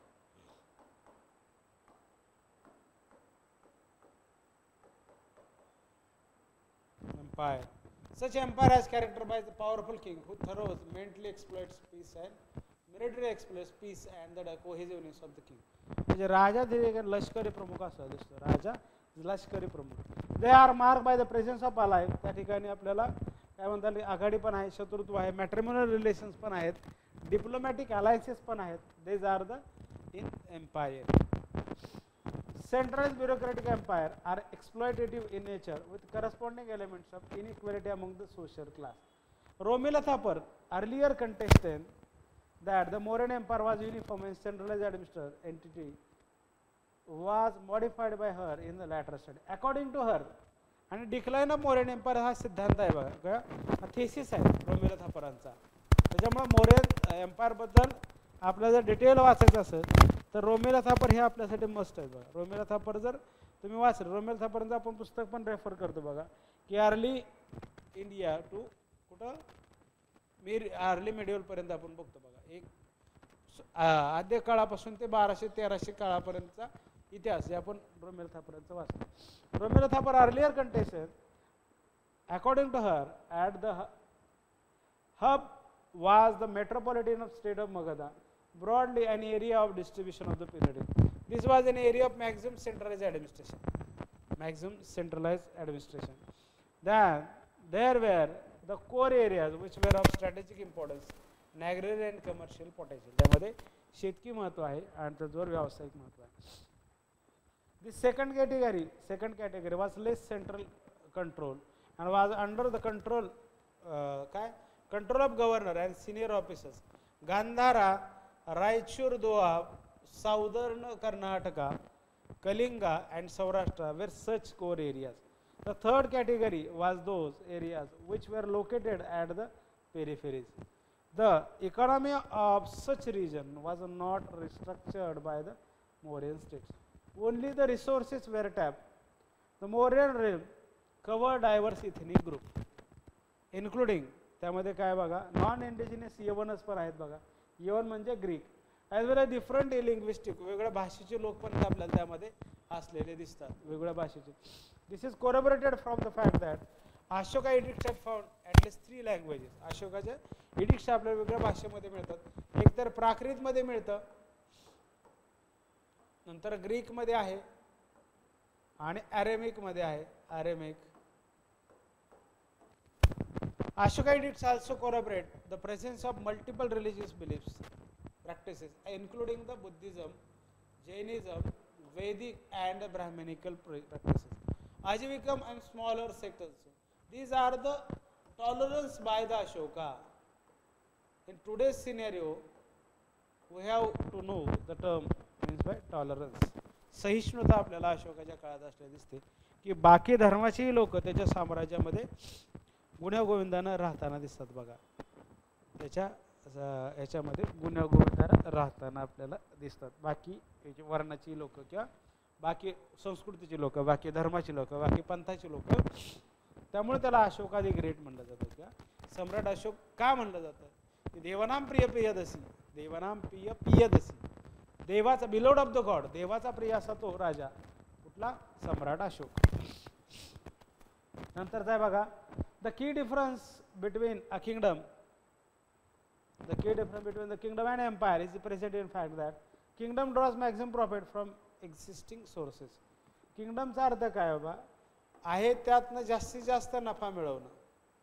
Kingdom draws maximum profit from resources, जी साधना आहे त्यातनं मॅक्झिमम प्रॉफिट काढणे, मॅक्झिमम प्रॉफिट. आणि empire on the other hand makes considerable effort in restructuring resources to maximum revenue. त्या असणाऱ्या संसाधनाचं पुनर्रचना करायचं आणि त्यातनं महसूल मिळवायचा, याला आपण एम्पायर म्हणलेलं आहे. म्हणजे किंगडम आणि एम्पायर मधला डिफरन्स कळायला पाहिजे. एम्पायर म्हणजे काय, तर तुमच्याजवळ जे रिसोर्सेस आहेत त्याचं रिस्ट्रक्चर करायचं, पुनर्निर्मित करायचं, पुनर्रचना करायची आणि त्यातनं तुम्हाला जे काय मिळणार आहे ते महसूल त्यातनं तुम्ही मिळवायचं. आणि किंगडम काय म्हणतं, आहे त्यातनं जास्तीत जास्त महसूल गोळा करायचा. उदाहरणार्थ आपल्याला जर म्हणलं आपण अशोकाकडे आपल्याला दिलेलं आहे एवढं साम्राज्य दिलेलं आहे आणि ते साम्राज्य म्हणतोय आपण, तर त्याच्याकडे समजा आपण म्हटलं की 12 प्रांत आहेत, तर आपण म्हटलं ह्याच्यात बघितलं किती झाले बघ, 1 2 3 4 5 6, 1 2 3 4 5 6, 12 प्रांत दिले. 12 प्रांताची परत पुनर्रचना करायची, त्याच्यात स्ट्रक्चरली काही चेंजेस करा, म्हणजे इरिगेशन बदलायचं, ॲडमिनिस्ट्रेशन बदलायचं, बाकी काही चेंजेस त्यामध्ये करायचे, त्यातनं जो महसूल निर्माण करायचा त्यातनं आपलं उत्पन्न वाढवायचं. आणि ते जर किंगडम म्हणून दिलं तर किंगडम म्हणजे आहेत तर सुधारणा काहीच करायची नाही, बदल काहीच करायचं, रिस्ट्रक्चर कधी कसलंच करायचं नाही, फक्त त्यातनं महसूल गोळा करायचा, त्याला आपण किंगडम म्हणलेलं आहे. This is the basic difference between kingdom and the empire according to this sources. The financial need of administering an empire are considerable. In the Mauryan Empire, the restructuring took place through the extension of agriculture. Restructure कसं झालेलं आहे, पुनर्रचना म्हणतो आपण त्याला.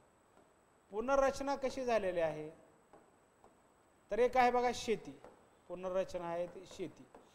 आणि introduction of wide reaching commercial exchange, व्यावसायिक देवाणघेवाण झाले, व्यावसायिक विनिमय झाला, व्यापार सुद्धा वाढला.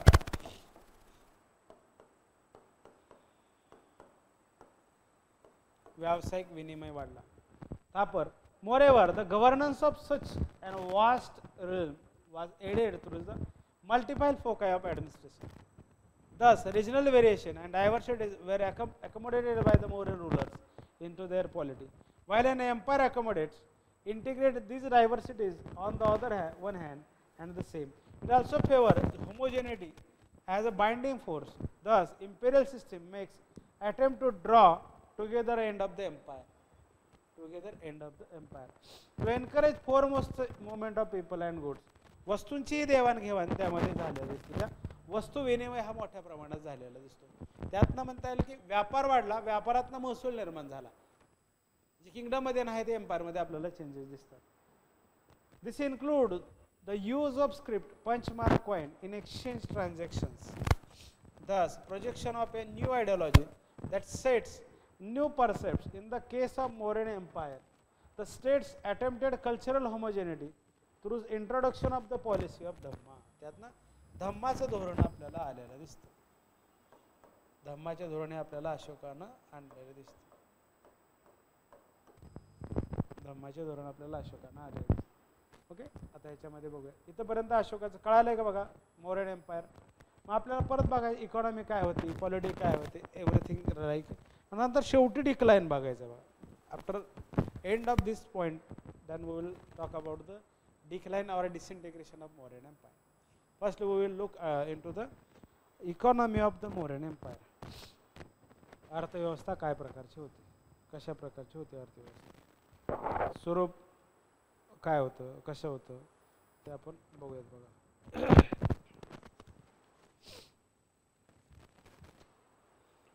त्यामध्ये प्रशासन आहे, मौर्य प्रशासनाचे महत्त्व, सामाजिक परिस्थिती काय होती, आर्थिक परिस्थिती काय होती. आर्थिक परिस्थितीमध्ये आपल्याला दिसतं बघा शेती. त्या काळात शेती हा प्रमुख व्यवसाय होता. जमीन सुपीक असल्याने मोठी शेती उत्पादन भरपूर मिळत होते. दुष्काळ क्वचित पडत असत. जमीन कसण्यासाठी बैल नांगर वापरले जात असत. पाटबंधारे कालवे असल्याने ओले थाकले असलेल्या जमिनीतून हमखास उत्पन्न लँड रेव्हेन्यू आपल्याला मिळताना दिसतो. उदाहरणार्थ सौराष्ट्रातील सुदर्शन तलाव शिवाय पाऊस, विहिरी, नद्या यांच्यापासून शेतीसाठी पाणी पुरवठा होत असे. गहू, बार्ली, तांदूळ, मका, कापूस, कडधान्य हे मुख्य पिके होती. बघा कोणते कोणते पिके होती महत्वाची. Since 6th century BC there are continuous expansion of agriculture along with the rise in urban center. शेती आहे बरोबर आहे बघा, शेती बरोबर नागरिक केंद्राचा उदय हा बाकी याच्यात मिस आहे बघा.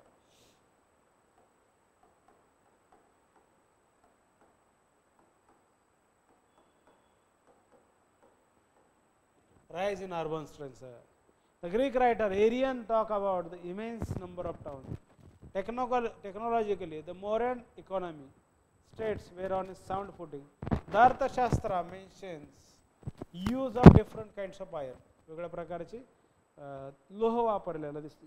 Different kinds of iron. Iron was a crucially important metal for agriculture. Similarly, the social dimension of groups of production also had a strong base.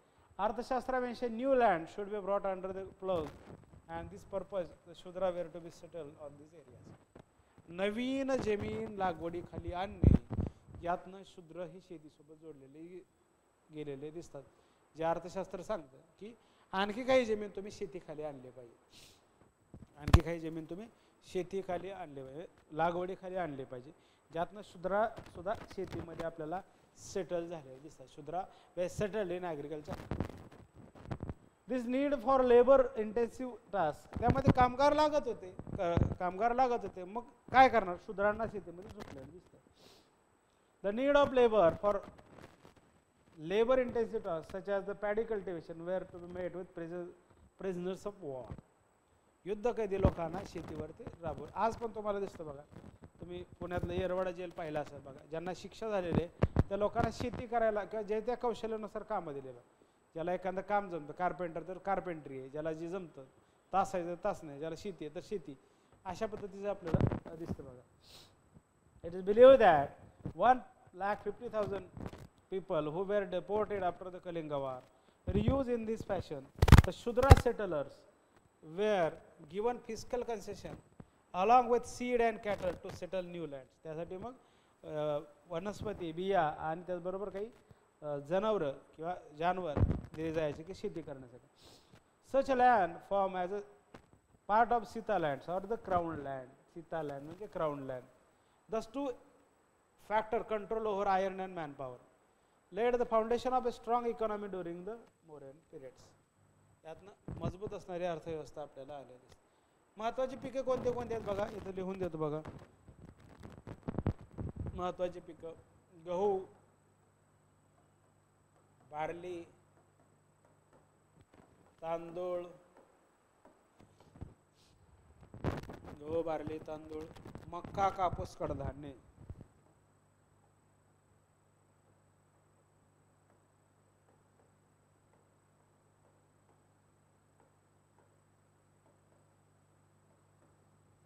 Control over during the Mauryan period हे आपल्याला दिसतं. त्यानंतर आहे खनिज आहे बघा. लोखंड, तांबे, चांदी, सोने ही खनिजे भरपूर प्रमाणावर उपलब्ध असल्याने संबंधित व्यवसाय चालत होते, चांगले चालत होते. सोन्या चांदीचे अलंकार सर्रास वापरले जात होते. खाणे, जंगले सरकारी मालकीची होती. लाकूड बहुवंशी घर बांधण्यासाठी तर जनावरांची कातडी विविध वस्तू तयार करण्यासाठी वापरले जातात. मी आजच्या काळात जे आहे त्या काळापासून आलेलं आहे दिसतं बघा. आजच्या काळात जे दिसतं ते त्या काळातलाच आपल्याला भाग असला दिसतो. व्यापार, व्यापारांसाठी त्यांचे संघ असत. आयात निर्यात व्यापार मोठ्या प्रमाणात चालत होता. सिरिया, इजिप्त, ग्रीस, आग्नेय आशियातील देश, चीन या देशांना भारतातून मोती, हिरे, कापड, मसाल्याचे पदार्थ पाठवले जातात. निर्यात आयात व्यापारासाठी परवाना देण्याची पद्धत होती. मौर्यांच्या साम्राज्यातील मोठी नगरे हम रस्त्याने, छोटी नगरे साध्या रस्त्याने काय म्हणतात की जोडली जात असत. प्रत्येक नगर कोणत्या तरी एका वस्तूच्या व्यापारासाठी प्रसिद्ध. प्रत्येक नगरात काही ना काही एखादं स्पेसिफिक आपल्याला प्रोडक्ट त्याचा वापर होत होता. जहाजे नावा या आपल्याला काय म्हणतात की परदेशाशी समुद्रमार्गाने व्यापार करण्यासाठी वापरल्या जात होत्या. साम्राज्यात शांतता व सुरक्षितता असल्याने फार मोठ्या प्रमाणावर व्यापार चालत होता. त्यातूनच पाटलीपुत्र, तक्षशिला आणि काय म्हणता येईल की उज्जैन ही महानगरे उदयास आली. कुठले पाटलीपुत्र, तक्षशिला आणि उज्जैन ही महानगरे उदयास आली. दर्जेदार व भरपूर उत्पादन हे कारखान्याचे वैशिष्ट्य कायम ठेवण्यासाठी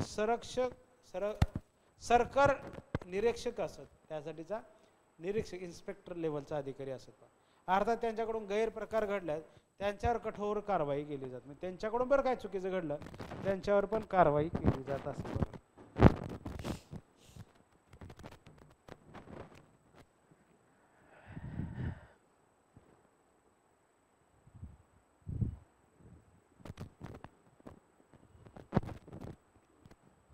निर्यातीमध्ये मिरची दिसते, मौल्यवान धातू, खडे, नीळ, सुती, कापड, साखर यांचा आयात मालामध्ये काच सामान, सोने, मद्य, सुगंधी द्रव्ये इत्यादीची गणना होती.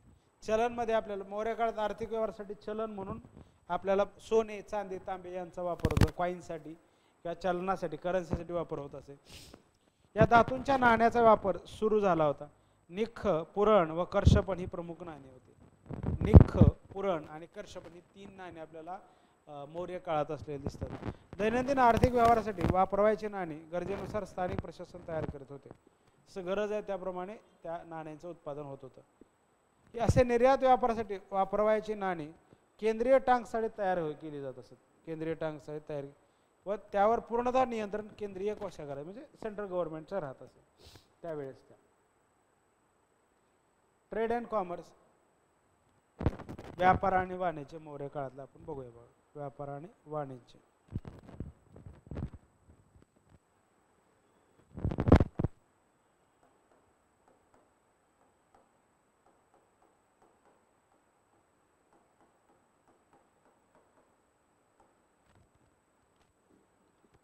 मौर्य काळ.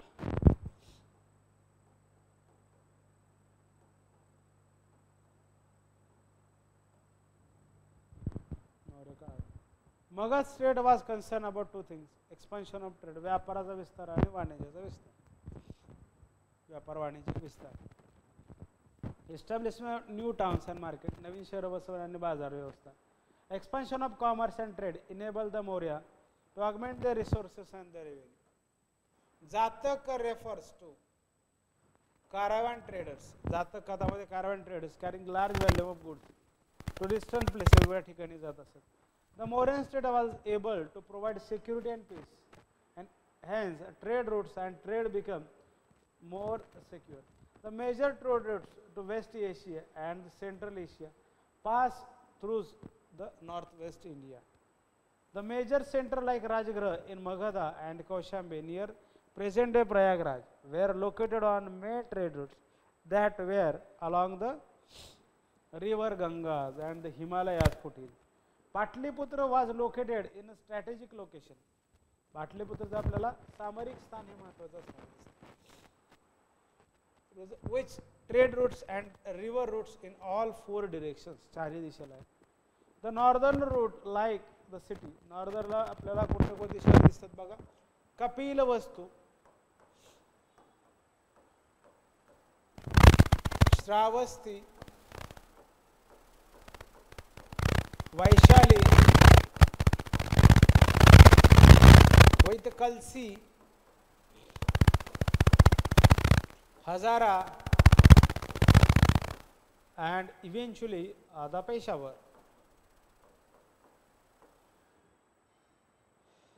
Megasthenes talked of a land route that connected to the northwest of Patliputra. Megasthenes हा वायव्य दिशेतून पाटलीपुत्राला जोडल्याबद्दलची माहिती देतो किंवा त्या रूटची माहिती आपल्याला मेगास्थेनिसच्या रायटिंगमध्ये येते. The same land route in southern link central India in the south east. कलिंगाला त्यातनं व्यापार जोडलेला दिसतो किंवा रस्ता. Then there was an eastern route. It turn southward to final reach Andhra and the Karnataka. त्यातनं आंध्र आणि कर्नाटकलाही पुढे गेलेले दिसतात. The other part of eastern route continued down to the Ganga Delta to Tamralipti, which acted as an exit point to the south and southern exit point. बाहेर पडायचा मार्ग, exit point. Tamralipti आपल्याला दिसतो. From Kaushambi, moving westward was another route which led to Ujjain, and this continued either further west to the coast of Gujarat and west south across the Narmada and regarded as the Dakshinpur. Overland route to region of the west, Takshashila इस्लामाबादनं पण आपल्याला जोड झाले. म्हणजे एवढ्या प्रकारचं trade network किंवा network of the transport system was prevalent in Mauryan period. त्यातनंच व्यापार किंवा समृद्ध राज्य का म्हणलेलं आहे किंवा या अशा कारणामुळे म्हणलेलं आहे. River transport has improved once the forest around the valleys had been cleared. त्या खोऱ्याच्या आसपासचं जर जंगल तुम्ही नष्ट केलं किंवा ते क्लिअर केलं तर त्यातनं काय म्हणता येईल की नदी वाहतूक सुद्धा, नदीतनं जलमार्गाची वाहतूक पण आपल्याला असलेली दिसते. Under the state initiative other factor like establishment of friendly relations with Greek under the Mauryan kings like Bindusara and Ashoka improved the trade relations. Bindusara आणि अशोका यांच्या काळात व्यापारी संबंध चांगले झालेले दिसतात. Artisan during the Mauryan period were organized a guild line, त्या ठिकाणी व्यापारी संघ दिसतात. The well known guilds were those of the metallurgist, carpenters वेगवेगळ्या प्रकारचे कारागीर त्यामध्ये दिसतात बघा. त्यामध्ये धातुशास्त्र करणारे, सुतारकाम करणारे, मृदभांडी बनवणारे, लेदर वर्क करणारे, पेंटर आहेत, टेक्स्टाईल वर्कर आहेत, painter textile worker. The Mauryan states was very careful in making the organisation of the trade efficients. Though it did not directly interfere with the guild, it did take control of production and distribution in some areas. यामधनं उत्पादन आणि वितरण या दोन गोष्टी महत्त्वाच्या असल्या दिसतात. त्या ठिकाणी उत्पादन आणि वितरण या दोन गोष्टी या ठिकाणी महत्त्वाच्या दिसतात. The state did this by directly employing some of the artisans like armorers यांना डायरेक्टली एम्प्लॉईंग केलं दिसतं. कोणाला? आर्मॉर्स,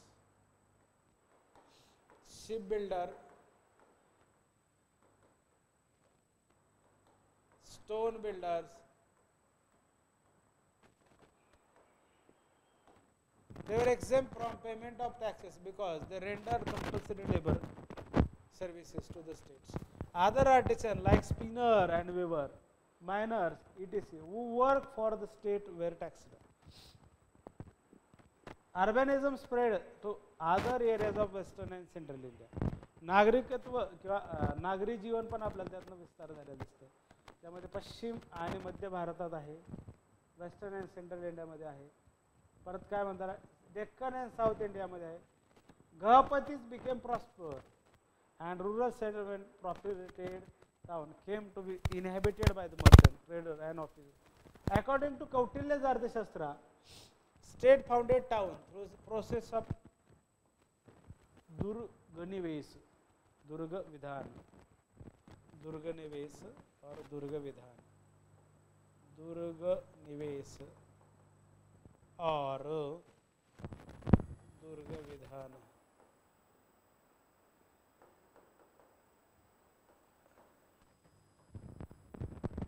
These towns were people by the priest and noble, soldier, merchant and artisan. Another important aspect of the trade economy, urban economy, was widespread use of metallic money for transaction in cash. धातूंचा वापर चलन म्हणून किंवा पैशाच्या रूपात.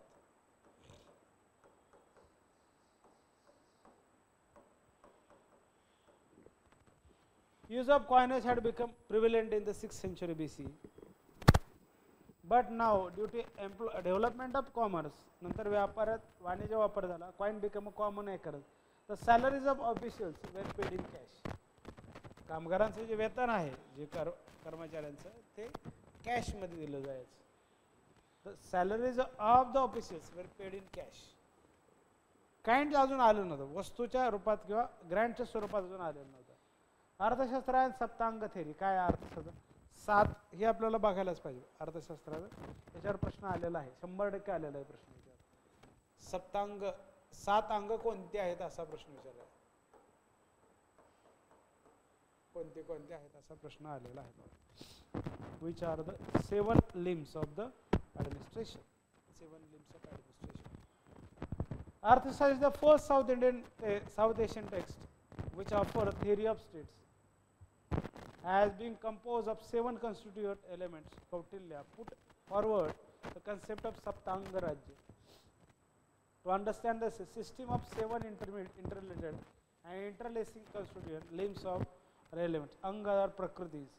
This concept related and of Saptanga Raj was accepted and found in much later texts, including Dharmasutra. धर्मशास्त्रामध्ये पण ते आलेलं आहे, पुराणामध्ये पण आलेलं आहे आणि महाभारतात पण ते आलेलं आहे.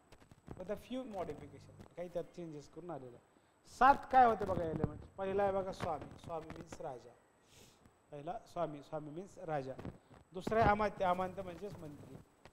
जनपद, जनपद म्हणजे प्रदेश किंवा त्या ठिकाणी लोक राहतात असा. दुर्ग, दुर्ग म्हणजे फोर्टिफाईड कॅपिटल, तटबंदी असणारी राजधानी. 5वा कोश, कोश म्हणजे ट्रेझरी, तिजोरी.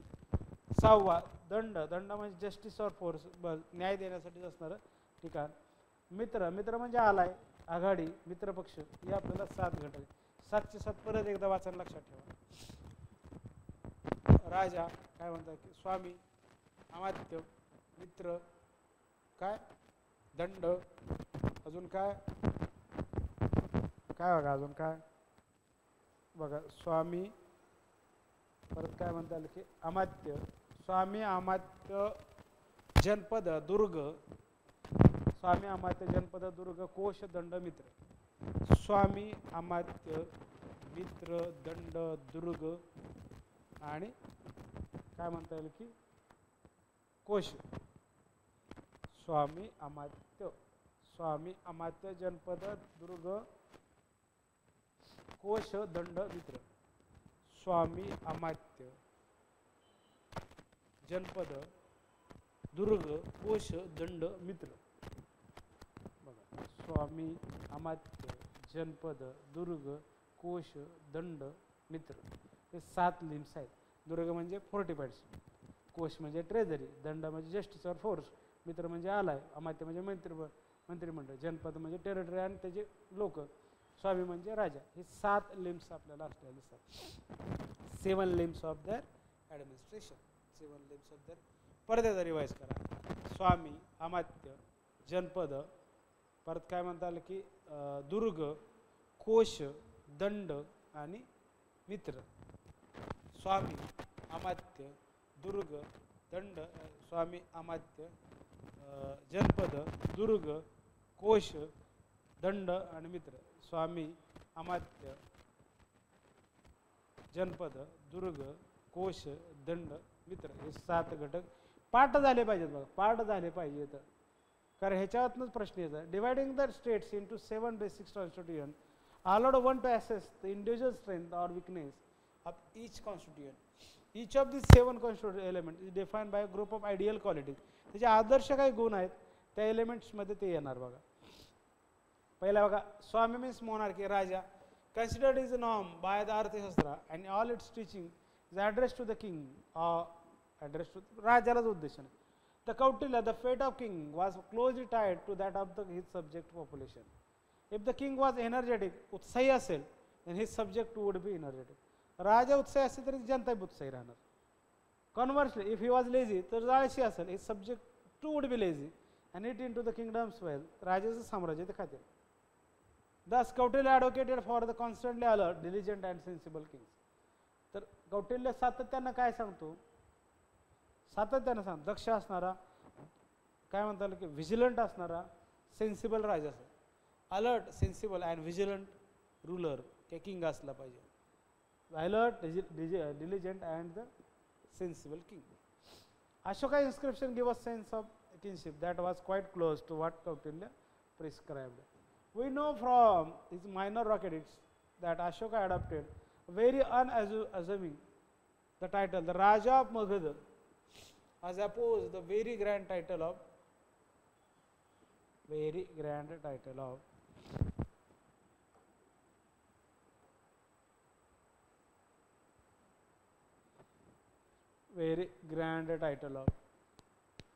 latter names like a Maharaja or Maharaja Dhiraj.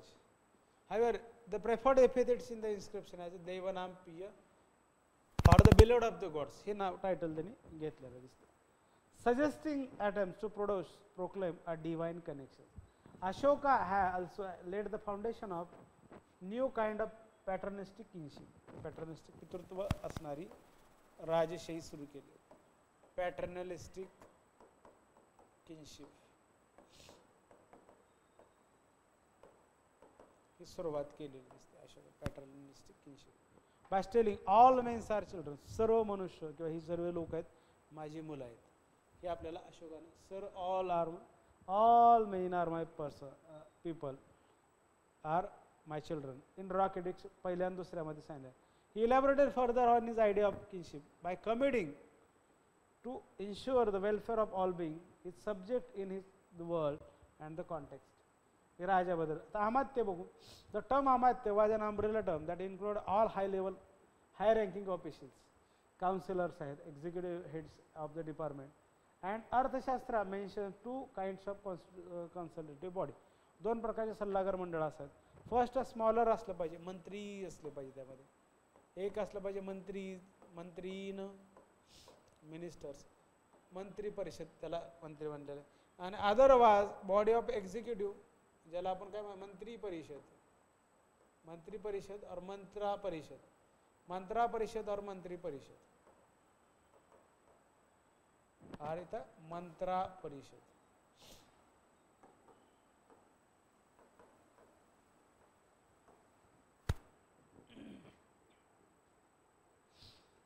An important functionary in Kautilya's administration was the Purohit. Purohit, the priest. Arthashastra states that the Purohit should belong to a reputed family and should be thoroughly trained in the Vedas, the interpretation of divine sign and omens, as well as the science of politics. We can also assess the Purohit importance by looking